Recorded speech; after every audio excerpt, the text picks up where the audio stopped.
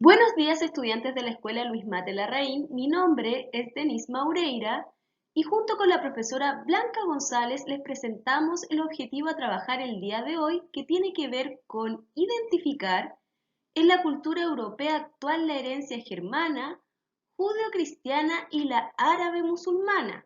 Primero que todo, es importante decir que la cultura europea no solo recibió la influencia grecorromana, sino que también la de los pueblos germanos que invadieron la parte occidental del Imperio Romano.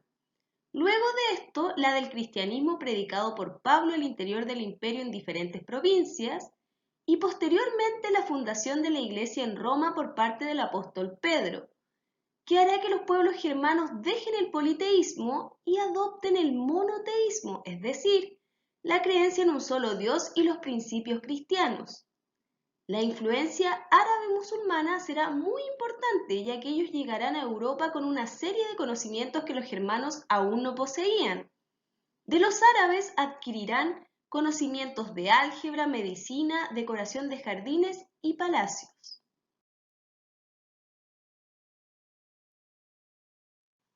Es de suma relevancia señalar que el rey era el principal señor y como tal tenía sus vasallos, lo que lo convertía en un señor de señores.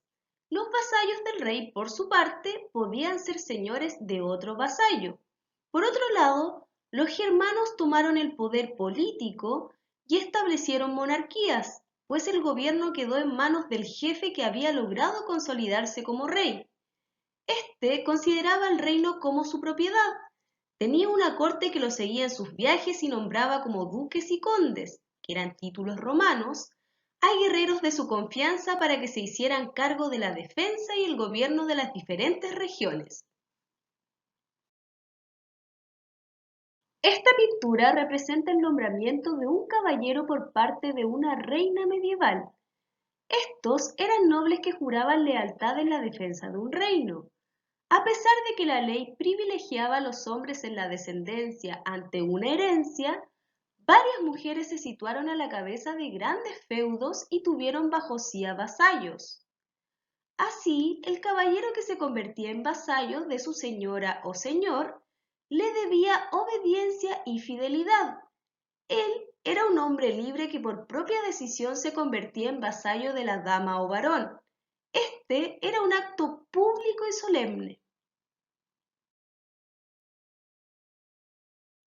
Otra herencia germana era el estilo de vida de los pueblos germanos. Ellos solían habitar en granjas dispersas y autosuficientes. Las casas eran de madera con techo de paja y barro. En su economía predominaba la agricultura o la ganadería según las regiones. Los cereales, cebada, avena y centeno eran la base de su alimentación, la que se completaba con diversas legumbres y hortalizas, también carne de vacuno, de cerdo y de los animales que cazaban en el bosque. Ingerían gran cantidad de leche con harina en forma de papilla, queso, nata ácida y bebían cerveza en forma abundante. La familia de las lenguas germánicas es otra de las grandes familias indoeuropeas que se pueden encontrar entre el abanico lingüístico de Europa. Todos los idiomas de esta familia descienden de un antepasado común que conocemos como protogermánico y que se puede reconstruir con facilidad. Se encuentran situadas geográficamente en el norte de Europa, principalmente alrededor del mar Báltico y del mar del Norte. El inglés es uno de los ejemplares más conocidos dentro de esta familia de lenguas. Tiene más de 400 millones de hablantes nativos en todo el mundo, de los que alrededor de 70 son europeos. A pesar de estas impresionantes cifras, en Europa tan solo tienen carácter oficial en Malta. En Reino Unido funciona como lengua oficial de facto. Por otro lado, la lengua alemana, por su parte, cuenta con unos 95 millones de hablantes nativos y tiene carácter oficial en 4 países, a saber, Luxemburgo, Austria, Suiza y Liechtenstein. En cambio, en Alemania no se reconoce como tal ninguna lengua, aunque el alemán funciona como idioma oficial en la práctica. Ahora bien, estudiantes, vamos a ahondar en el legado judeocristiano y vamos a revisar el objetivo que tiene que ver con comprender cómo se consolidaron los elementos judeocristianos en Europa. Acompáñennos. Los apóstoles San Pablo y San Pedro fueron los primeros en seguir los principios del cristianismo.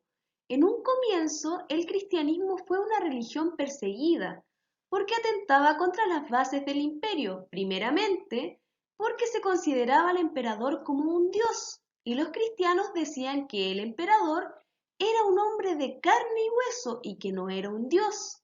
En segundo lugar, porque los cristianos hablaban de que todos eran hermanos, que Dios no hacía diferencias entre esclavos y nobles.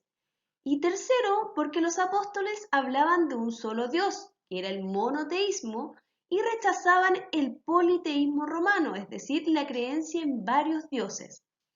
Es importante destacar que el 27 de febrero del año 380, el cristianismo se convirtió en la religión exclusiva del Imperio Romano por un decreto del emperador Teodosio, lo que tuvo trascendentales consecuencias. El decreto unió las raíces judio-cristianas del continente europeo con la cultura greco-romana.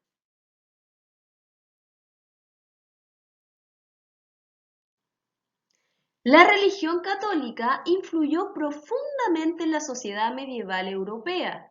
Existe numerosa evidencia que da cuenta del rol central que tuvo lo divino y lo sobrenatural en la visión del origen del universo o la representación de la tierra. Esta concepción de la vida y el mundo se caracterizó, entre otras cosas, por su teocentrismo, es decir, por concebir a Dios como el centro y creador de todo el universo, también por una percepción lineal del tiempo que marcaba tanto el inicio de los tiempos como el fin del mundo, el Apocalipsis. Otra característica de esta época fue una visión geocéntrica del universo, con la Tierra en el centro de todos los astros.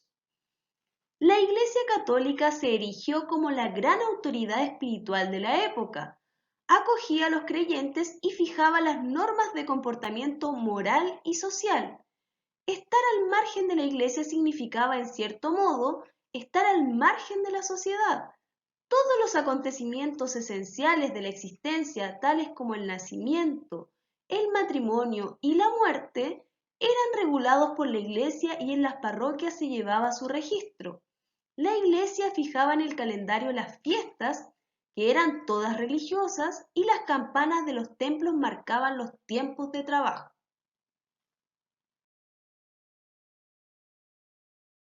En esta imagen podemos observar la jerarquía de la Iglesia. Primero estaba el Papa, quien era considerado el sucesor del apóstol Pedro, la máxima autoridad de la Iglesia con residencia en Roma. Luego estaba el clero regular, que eran monjes que vivían aislados en monasterios dedicados a la oración y la penitencia. Y finalmente estaba el clero secular, que eran sacerdotes que vivían integrados a la sociedad, entre ellos capellanes, párrocos, obispos y arzobispos. Las creencias religiosas fueron un punto de división entre ambas culturas hasta que los reyes germanos y sus pueblos se convirtieron al catolicismo. La religión pasó a ser entonces un factor de unidad. La Iglesia Católica se mantuvo y alcanzó poder y prestigio en los nuevos reinos. A fines del siglo V, el rey Franco Clodoveo fue bautizado por el obispo de Reims. Quien recibía el bautismo se convertía en cristiano y se incorporaba a la comunidad de los fieles, es decir, a la Iglesia Católica. Clodoveo fue el primer rey germano en bautizarse y su pueblo lo siguió. La conversión de los francos provocó enorme entusiasmo en la Iglesia.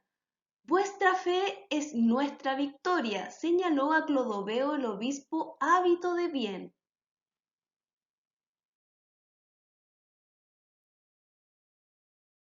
Los musulmanes hicieron grandes avances en diferentes ámbitos. tales como geografía, física, química, matemáticas, medicina, farmacología, arquitectura, lingüística y astronomía. El álgebra y los números arábigos se introdujeron en el mundo por los musulmanes eruditos. El astrolabio, el cuadrante y otros dispositivos de navegación y los mapas fueron también elaborados por los musulmanes eruditos y desempeñaron un papel importante en el progreso mundial, especialmente en la edad de la exploración en Europa. Los eruditos musulmanes estudiaron las antiguas civilizaciones de Grecia y Roma, también de China y la India. Las obras de Aristóteles, Ptolomeo, Euclides y otros fueron traducidas al árabe.